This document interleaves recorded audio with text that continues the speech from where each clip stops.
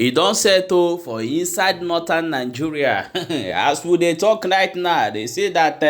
these people wey dey call bandits and these people wey dey call kidnap, all those both Boko Harâm, all of them, they say these people they don get their own community for inside north. As we dey talk, when watching this video, you will see that these people are closer to people's residence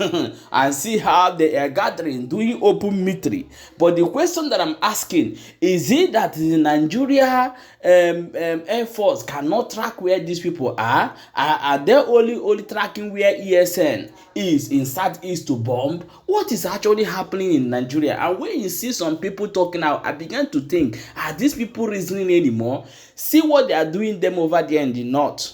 I know, and they are not justifying it. They are not moving. Okay, look at. There's one video that I'm about to show. I will show you that video in my S. Please go and check over there. You know what happened in that video? More than 3 or 4 armor tanker. These people bomb it. They bomb it over there, and nothing is happening. They have no room more to that side, but they are sending them in southeast, in Olu, bombing people's home for no reason. Yes, bombing people's home for no reason. And these people are doing them shege for inside northern Nigeria. I'm going to show you the video. And watch this video and tell me, are Nigeria Army actually, that Nigeria know what they are doing to the Southeasterners? Yes, they know what they are doing. And this is happening in the north. Just watch the video. Allah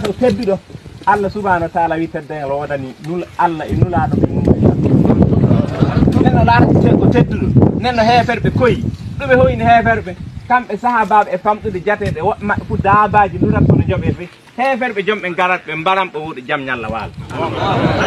hay alhamdulillah ani noy goruden hande imbaran heferbe galti leledde men do daano de innodata ko bilani ko kata kan ko hala ko wala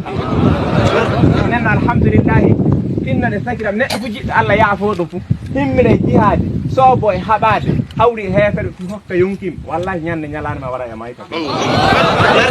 nen alhamdulillah annabi sallallahu alaihi wasallam gorko goddo wari e makko wi min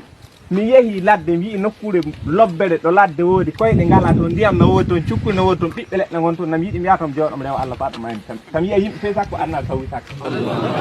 ko humbidum nulaado fu dum nulaado wi o ala tuhibbuna an yaghfira Allahu lakum wa yadkhilukum aljanna jalla on jida Allah ya fon watton aljanna o yimbe den jid o wi ukhzu fi sabilillah ole sabe Allah dum e rewtin don man qatala fi sabilillah fa qanaka wajabat lahu aljanna ko kabido sabe Allah alqadar bilanne enno naggina ngelo be yeccu bila dum tan kabido sabe Allah dum aljanna wajibanaka Allah tilfini aljanna nan alhamdulillah sakirabe annabi sallallahu alaihi wasallam o lamda dum jihadi o wi an tuqatil al kuffar idha laqitahum so hawri hebe ka bana nan alhamdulillah sakirabe do zunuba ya fete do budal hebete do teddengal adna hebete do sariya Allah nyibata sabe wolde de gonde mum joni nan alhamdulillah hakkune do e to jaten to so e palon na en so tampude ni jaata yaade dom data dom ko illa sona Allah subhanahu wa ta'ala winna en baraje nan alhamdulillah Allah subhanahu wa ta'ala wi yalle anon gondim Allah tindinta on jaago mon hinon jukkugo naawona si yimbe bi way hon mumunen Allah fu kawri min naam Allah tindini ko mumunen Allah fu bi non dum Allah wi dum won dume ngondi non Allah mbi on la ilaha illa Allah tawi e werde mo tagal on bi non kabodon e laawol Allah kokkon yonki mo wodi kokkon jawle modon so ngadini ko Allah subhanahu wa ta'ala yaafon zunubaji modon nanna on aljanna nyibal nenno wa ukhra tuhibbunaha dume nasru min Allah wa fathun qarib wa bashiril mu'minina piengaaji mabbe ndiwem be egga be jappa lendi yaaje fi wobbe mu kep faydo dem nenno pien hefer be dilla e daade men de latin ahraran lillahi indimbe saabe Allah subhanahu wa ta'ala fay goto maray nenno annabi sallallahu alaihi wasallam o wi e onuni sahaba makko ne Mus'ab ibn Umayr ko nulaata heferbe jami yalle dum e annabaji mon warde o wi min nulama faamin jaltide yimbe e rewde e maccube بنغارت الريود جوم ماتش بدون الريود الله سبحانه وتعالى نن الحمد لله فامين جالتنا يمبي بالله أدنى من جارة وفاد بالله أدنى ودي الآخر فو نن الحمد لله سكرابه ولد جهادي إلا أن بعد نولا فهن كافي مودم فينا هدي مو الله سبحانه وتعالى مو يعني قرال في أورونا كافي كي مو الله مو يعني سهاتا في أورونا كافي كي مو الله مو يعني تاريخ مري جانته تاريخ لوبي أورونا كافي أن بعد ودي سهبات الحمد لله سكرابه الله سبحانه وتعالى وهدنا إن دماجين فيه الله سبحانه وتعالى فيه neno sonna ke hila kada fu fujja wala na to Allah fi dan alhamdulillah ina bude jihad na kebi e Qur'an ina bude jihad na kebi hadith annabi sallallahu alaihi wasallam no jihad fut la kada bu bulu no jihad fut forde heba taben keddo dum wadi Allah subhanahu wa ta'ala wadi alamaji kewdi gilla aduna ngurnam nuna yimbe funji din dan alamaji ngadi so won hoydu be koydi lobbi kebi sahada won hoydu be koydi lobbi ndiani wobbe ngoni aljanna hey fa nula sallallahu alaihi wasallam laatake orngal jihad so goddo waray nde o konti goddo ma o hatti goddo waray fu nde o nyanginayde on wara fama on don kude yimbe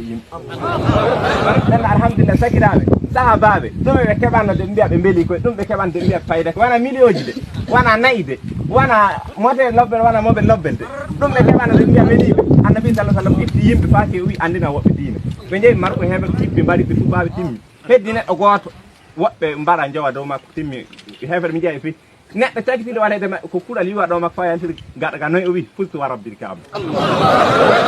mi faydake mi honanake Allah subhanahu wa ta'ala mi heeɓi fayda timmi nenno ɗum sahaba faydatunake waɗede saabe Allah barminede saabe Allah haɓude e heeferɓe sino yeeƴata ko faaliɓe annabijo sallallah sallam o wi neɗɗo fof kawruɗo heeferɓe so o yeeƴaki sakka huccide maɓɓe noon haɓo faafa o liɓiɗo noon ko oɗo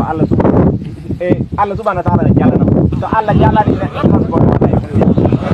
nen alhamdulillah sakiraɓe tinnoɗen gonɗanen Allah wallahi jeɓe tabutuji kawlojen fini en gonɗani Allah en pelliti wadde ta kaddam wallahi amatta kulol majje ɓeydi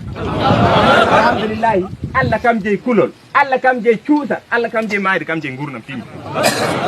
ñalane ma waɗi a maaya fayti gonɗa toye Allah subhanahu wa ta'ala wi fayti gon on dow soroji ɓurdi futore so mayde waɗi tan on datta mayde nen alhamdulillah tinnoɗen annioɗen anniya lobbo anniya ɗume wana mo jarra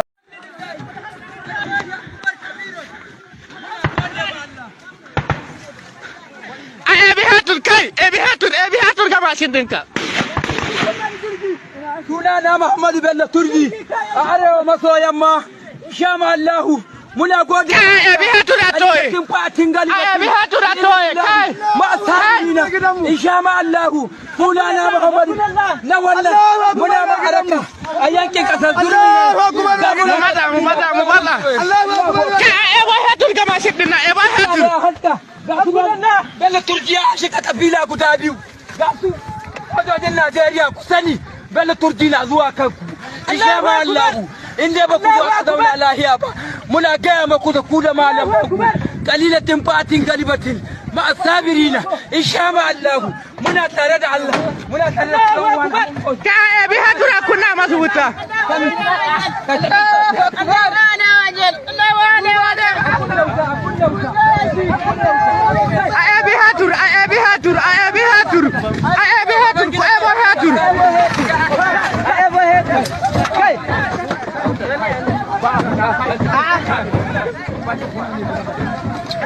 ku eba muna hatu tabuba ka kuma na ku eba muna kaya ka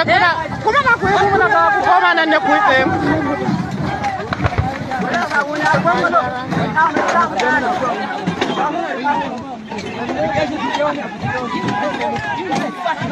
والجهاد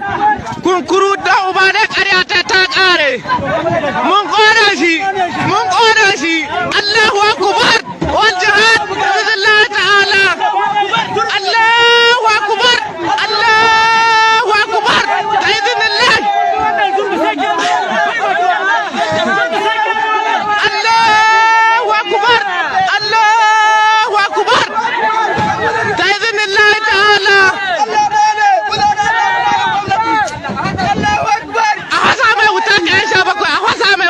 Allah ku haza mai wuta sha bakwai ku haza mai wuta wal jihad ta idhnillah ta'ala Allahu akbar ada bello والجهاد Allah azurta mu dagutan Najeriya mun kai su Allahu akbar wal jihad da idhnillah ta'ala Allahu akbar dagutan Najeriya Allah azurta mu Allahu akbar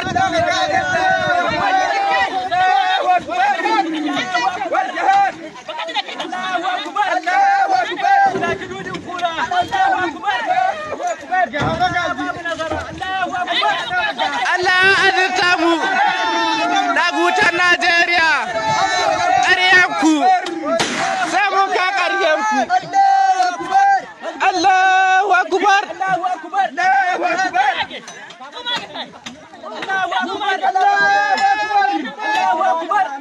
Allah ba mu nasara Allah azamu kansu Allah ƙara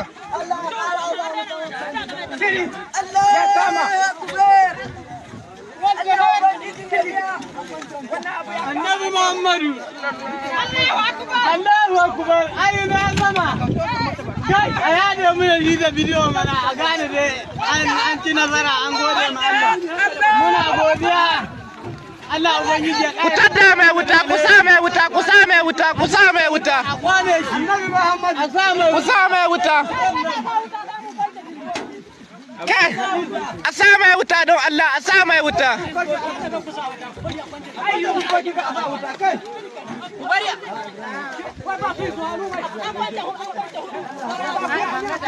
حسبنا الله ونعم الوكيل الله اكبر الله اكبر الله اكبر